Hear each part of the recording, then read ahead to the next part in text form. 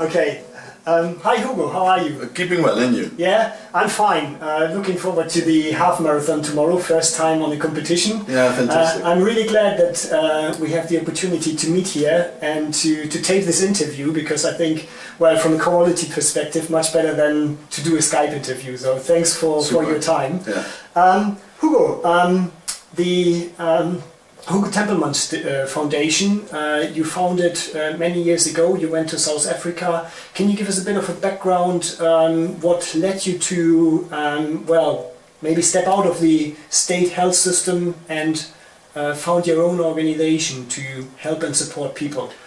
Okay, I went in 1990 to South Africa, worked for 4 years in the government hospital in one of the former homelands, which is called Kwandebele. Saw that with the new South Africa coming, they were not waiting for a white man from Europe to rule and to run and to manage. Worked for the government till 1994, and then decided I'm not going to leave, I'm going to contribute in a different way. Nearby the hospital where I worked, there was an area of about 120,000 people where never doctors worked before, and I thought, that's a place to start. It's called Mutse. It's in Limpopo province, and my wife and I, we built a clinic. We started as a family practice, and working there, you see that the problems are much bigger than only health. As an example, if a child comes with a diarrhea and you check the child nicely, you see that there is massive malnourishment underlying. And then you can stop the diarrhea, but if you do nothing on the malnourishment, you haven't helped the child, because in 3 weeks he's back with a pneumonia or something else. So we started to look at healthcare in a much wider scope than only looking at it from the medical perspective. And that made that finally the organization we started, the Global Care Group, became an organization where healthcare, childcare and community development are working hand in hand. And why community development as well? Because if you're honest and look back to where you come from, we treated tuberculosis in Europe better by accommodating fresh and good water, reliable water, and better ventilation in the houses and social economic upliftment than that we did with drugs or sanatoria. So it gave me the same impression of approach what we had to do on that side, and that is, don't look at the patient, but look at the patient in its environment.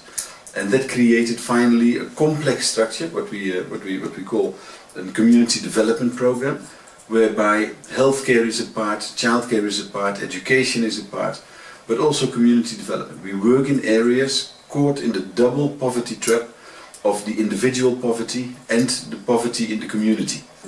And if you do not approach the community poverty as well, you can't help the individual properly. As long as the difference between where I live with my kids and where the schoolmates of my son are so big, as the example I give you illustrates, if my son comes home, there's 60,000 liters of water laying in the garden, and we call it a swimming pool. If his classmate comes home, he gets a wheelbarrow, 2 drums of 20 liter, and he has to walk 7 kilometers up and down to fetch water for the household. As long as those inequities remain to exist, those children do not get a fair chance to grow up with the same perspective. Yeah. And I look at health not only from a medical perspective, but I think that health and healing and wellness are really laying together. So I think it's very much a kind of an end-to-end approach, rather than picking one thing, trying to cure a symptom. You try to as well go to the root down and to see it end-to-end, rather than just, and like you were saying, the diarrhea being cured, but 3 weeks later the child is back. Yeah. So I mean, when you started this, I think it's very difficult to imagine for someone like us coming from the Western world, where everything is there, like water, the community, health system, everything is there at your fingertips. And I think when you started it, there was nothing really down there. So how did you get that started off? Did you have? But it's also where the fun lies, because if you start with nothing, then it's very creative to do something. Mm. But you always have to keep the perspective open, and that's the beauty of what we started. We had a European background and European reference, and we came in a community which has completely different references. And if you then start there and you start to think, how should we have done it on this side of the ocean, then you can relatively easy translate it in models or in approaches of care, how you can implement it there. And in the beginning, the challenge was, how do I get it financed, how do we get it going, and how do we build up the local capacity to look after it.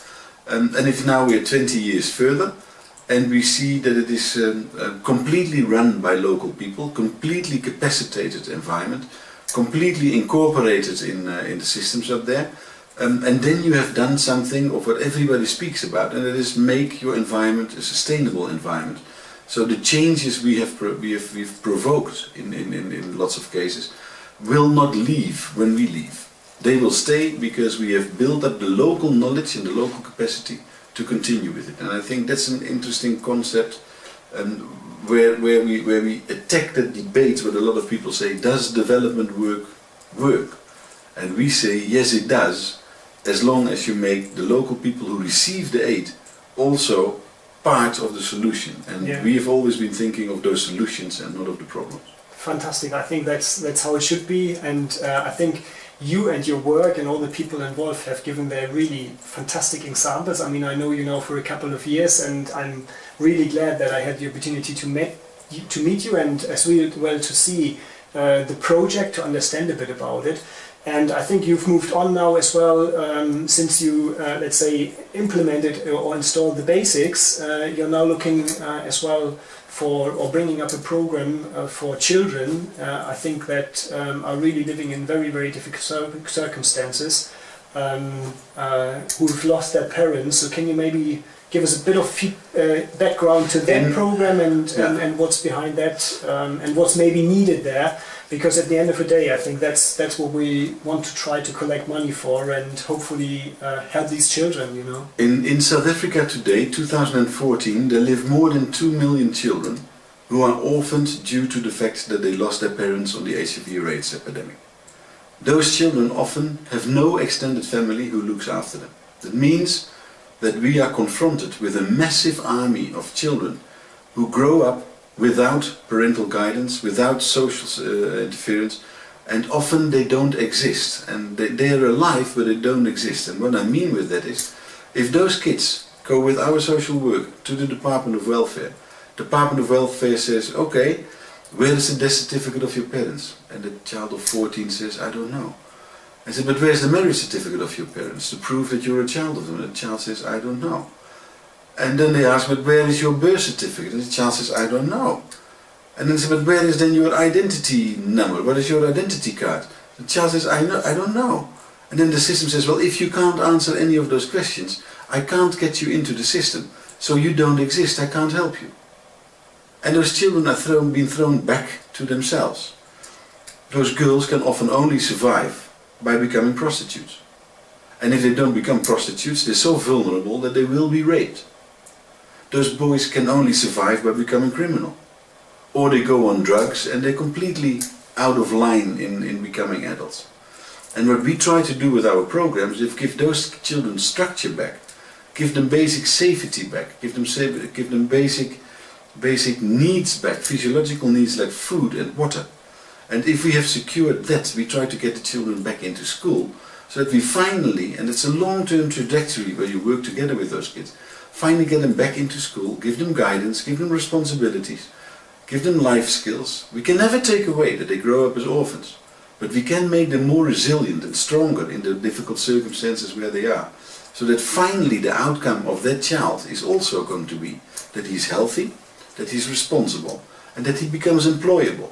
And if you can give that back to those children, you give back dignity, you give back self-esteem, and you can give them back, yes, a lot of things happened in my life, but I'm still a growing adult who can look after myself and can get a job later on and become responsible.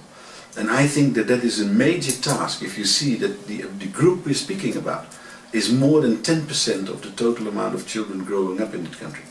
If you do not look after them, you will create 10% of the children who have no hope for the future, who are not being recognized by society, and who will come up, who will grow up in criminal or dubious circumstances, or drug addicts or whatever. And that is, you can't afford that as a society.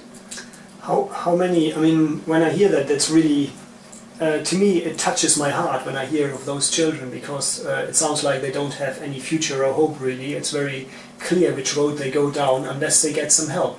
And from that perspective, I think the program you've set up for them is an amazing tool to help these children to really get them out of that into much better circumstances. Since you set that up, how many children have you been able to take into this program? We have currently around about 3,500 children in the program, of whom approximately 220 live in what we call those child-headed household circumstances. We've provided them with housing, we've provided them with sustainable water, we've provided them with sustainable electricity through solar energy, and we've provided them with sustainable coaching that makes that they go back to school, that makes that they get posture again through drama, arts, culture, the choir, etc., where we, besides the fact that we want to teach them, also give them fun back and give them values back. And through that we give them that responsibility back, that they are part of society, and that if they grow up, they must take their responsibilities, despite of all their losses. And that the outcome of those children is not that we stop at when they are 18, but that we then also see, if they finish secondary school, that we facilitate that they can become a nurse or a teacher or a doctor or a good employer or a good employee, but they can look after themselves and become a family again and are not so scarred that they do not raise their children again in a very skew way. And I think it's mind-boggling, but it is. Look, you're a father yourself. How many kids do you have? 3 boys. 3 boys? Yeah. How long do you guide them? Till they're 20? Yeah. From birth till 20? Yeah, very much so. Our children program are not programming interventions for 1, 2 or 3 years. We want to assist them for 10, 20 years till they are capable of doing it on their own. So you literally take a part of the parents that they have lost to give them partially things back. I mean, it's you can't give back the parents for sure, but you can give them an awful lot around it. When you say these houses, is it correct? I heard the sum of that it takes approximately 30,000 euros to build such a house for. We do it halfway.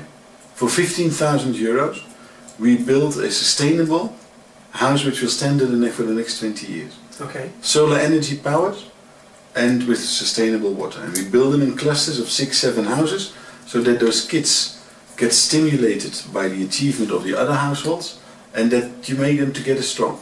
And then 6 or 7 houses get a mentor, and that mentor teaches them, guides them, budgets for them, assists them, and they grow them up. How many children do live in one of those houses? Depending on how many orphans there are in the family, but it varies from 2 till a group of 14. Okay. So this means if we collect money for these children, we will enable you to build a lot of houses for these children. But it's not the houses only. It is we are enabling them, or that money will enable us to provide for those children a safe and secure environment where the physiological needs of food and water are secured, where the housing is secured, where the fact that they can sleep safe, not being afraid to be raped or to be robbed, is secured. And once that is secured and the child can sleep safely, we can start building on the child. And then we will try to achieve as much as possible as the capability of the child allows, and make teachers out of them, or make nurses out of them, or make employable South Africans out of them. And I think that's a fantastic outcome. I think nothing more to say. Let's try to support you as much as we can with this initiative, to grow this initiative as much as we can. Well, thank you. But then you can, before you thank me, I want to say something straight into the camera, and that is, there are very few people who go that extra mile, and he literally goes that extra mile, because to have such a character, to train yourself for a marathon, not because you want to achieve it, but because you want to utilize it as a fundraising opportunity to help children you've never met, is something great, and that you want to go that extra mile. I really support you in, and I think it's a great initiative, and we would like to thank you from all the children you're going to help with it. Well, it's a great pleasure, straight from the heart, really. Thank you very much. Thanks.